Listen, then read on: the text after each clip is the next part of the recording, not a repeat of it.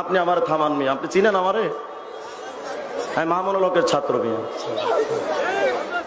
প্রত্যেকটা মাস ভান্ডারি আট্রসি সবগুলো ইমানচোর, আহলে কুরআন ইমানচোর, কাদিয়ানী ইমানচোর। কেরামান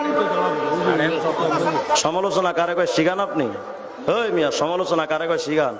আমি কওমি মাদ্রাসার স্টান করা ছাত্র, কোনটা গীবত কোনটা গীবত না এটা আপনা থেকে শিখতে হবে আমার। তোমার যদি জুতা চুরি করে তার বিরুদ্ধে সমালোচনা করলে ওটা গীবত হয় না, ইমান চোরদের ব্যাপারে বললে গীবত হয় কেন? আপনি আমার সবক শিখান মিয়া, আপনার নির্দেশ মানতে হবে আমার এখানে। আপনি কেন নির্দেশ দেন আমারে? কে আপনি? সমালোচনা কাকে বলে?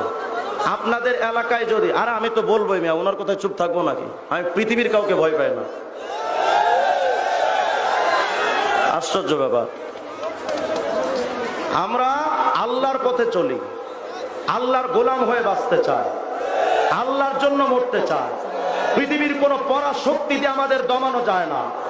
যারা ভাবেন ওলামায়ে কেরাম কারাগারে জবান বন্ধ হবে, একজন মুসলমান জিন্দাতে আওয়াজ বন্ধ হবে না।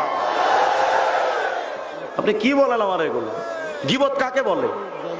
যদি আপনাদের এলাকায় মোবাইল চোর ঢুকে আপনারা বলেন না যে ভাই কিন্তু চোর? আরে কথা হয় না, এটা গীবত।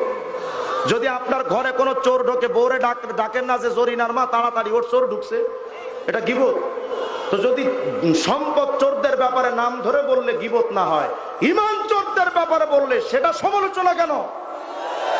প্রত্যেকটা মাস ভান্ডারি আট্রসি সবগুলো ঈমান চোর, আহলে কুরআন ঈমান চোর, কাদিয়ানী ঈমান চোর, ঈমান চোর।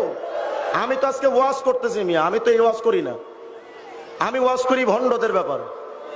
বাংলাদেশের সমস্ত বাতিল হলো আমার ওয়াজের বিষয়বস্তু। আমি যেহেতু আপনাদের এলাকায় বাড়ি আমার, আমি তো এদিকে আসিও না, আমার বাড়ি তো শ্রীরামপুরে, থাকি গাজীপুরে। আমি তো এই ওয়াজ করি না, আমি ওয়াজ করি সব ভণ্ডদের ব্যাপারে। আপনি আমার থামান মিয়া, আপনি চিনেন আমারে? আমি মামুনুলকের ছাত্র মিয়া। আওয়াজ দিয়া বলেন আল্লাহু আকবার।